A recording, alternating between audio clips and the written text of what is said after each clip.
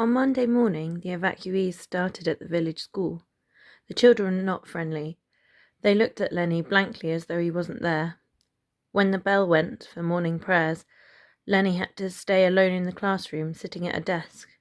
In the playground, Joyce, Patsy and Winnie went off together. Lenny was not included in the boys' football game.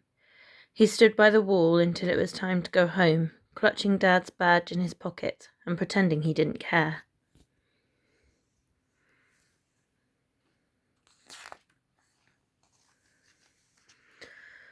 On Saturday nights, the evacuees had a bath, and Nanny inspected their heads for nits. The bath was huge and had iron feet with claws like a lion. They were only allowed 4 inches of hot water. It was rationed, like almost everything else. And by the time it was Lenny's turn, it wasn't even hot anymore. Joyce was Nanny's favourite. Nanny curled her hair for her and pressed her hair in ribbons for church on Sunday. Joyce put on a special cute voice when she talked to grown-ups, but when the evacuees were on their own, she was sharp-tongued and treacherous.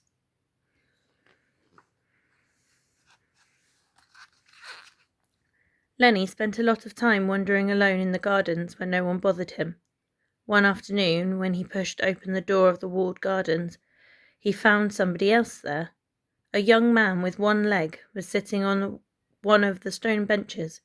He was wearing an old tweed jacket with patched elbows. His empty trouser leg was pinned up, and his crutches were propped neatly against the bench beside him. "Hello there," said the man. "It's all right. I do live here. I was just trying to do a bit of weeding." Are you Bill Penny's helper?" Lenny asked him. "Sort of," said the man. "I used to shoot rabbits and pigeons when they got into his vegetable garden, but I don't anymore. This is one of my favourite places." Lenny hovered by the gate, not sure what to say next. "My name's Mick," the man continued. "Don't let me having one leg bother you."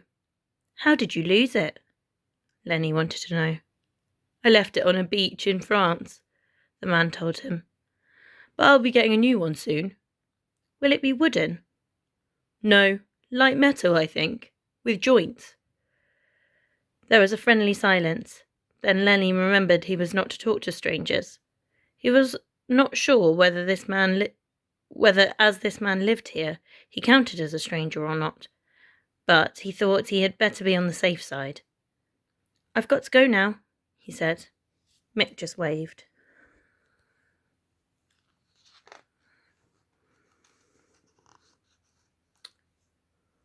On wet days, Lenny sometimes followed Nellie about the house, and they chatted while she dusted and polished. In the great hall there was a suit of armour with swords hanging on the walls, and pictures of battle scenes with soldiers in red coats.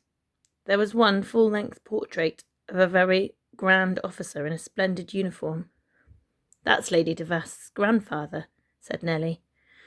"They've got a lot of soldiers in the family.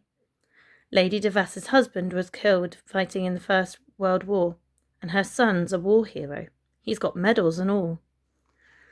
"My dad's in the army," Lenny told her. "I'm joining up myself soon," said Nellie. "Women's Land Army."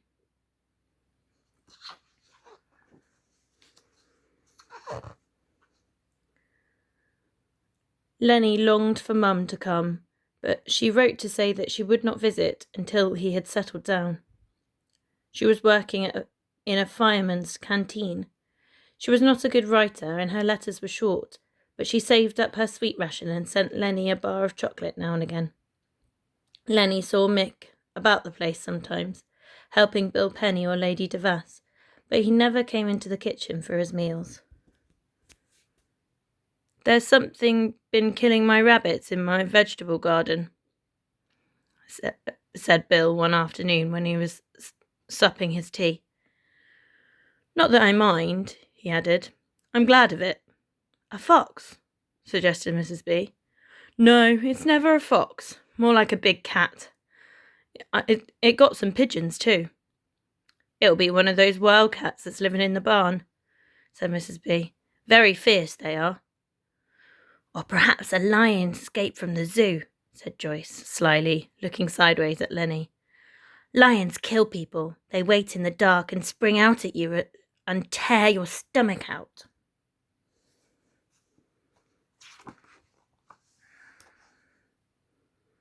That night, long after the others had gone to sleep, Lenny lay awake, listening to the night noises outside. Far away in the dark, he thought he heard a growling, purring sound, then a shriek of an animal in pain. He got up and peeped through the curtains. Was there something prowling about? A black shadow moving alongside the hedge? He hurried back into the bed and pulled the blankets over his head.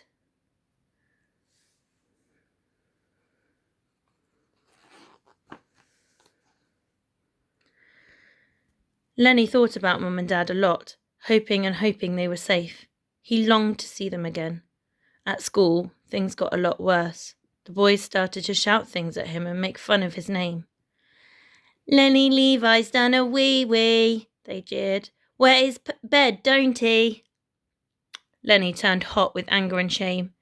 It was true about the bed. It was only sometimes, and he didn't think anyone at school knew about it. He guessed that Joyce must have told them.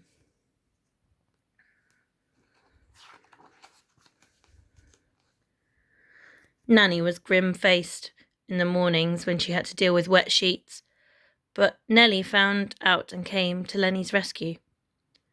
You can beat this, Lenny, she told him. Everyone does in the end.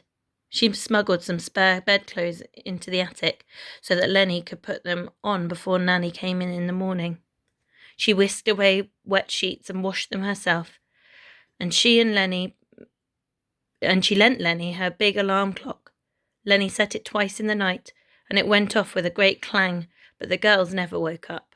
The bedwetting got better, but the boys at school went on teasing.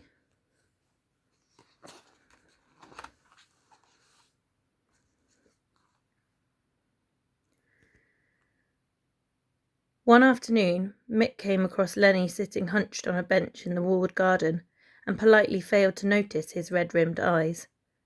Homesick? He asked. At first, Lenny was too upset to answer. Then he blurted out all about what the boys at school had said. It's not even true anymore. Well, hardly at all. But I don't suppose I'll ever stop saying it. I used to wet my bed when I was your age, Mick told him. It was when they sent me away to boarding school. Had you done something wrong? Asked Lenny. No, they thought it would do me good, said Mick. My father went there. It was awful. I got teased all the time. Then it started again in hospital after. He looked down at where his leg had been. But you were a grown-up then, said Lenny, amazed. Yes. I cried a lot too. But I got through it somehow, and so will you, or my name's not Mick DeVass. There was a long silence. Lenny stared at Mick. You're the war hero, he said at last. You've got medals for bravery, Nellie told me.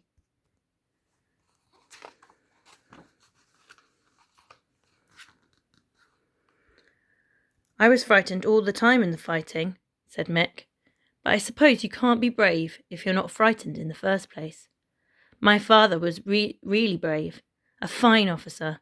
I'm only a private. My dad's a private, said Lenny proudly. He's fighting the Germans like you did. I've got his badge. I never wanted to fight Germans or anyone else, Mick told him. It's cruelty, bullying and oppression we're fighting against. Lenny was not quite sure what this meant, but he got the general idea.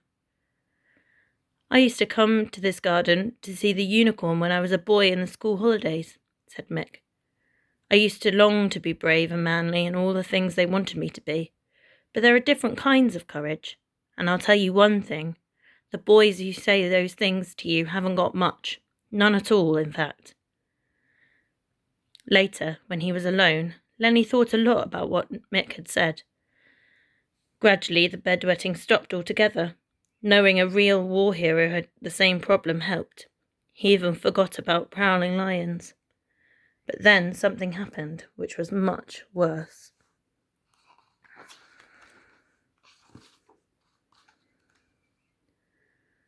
Mum's weekly letters stopped coming.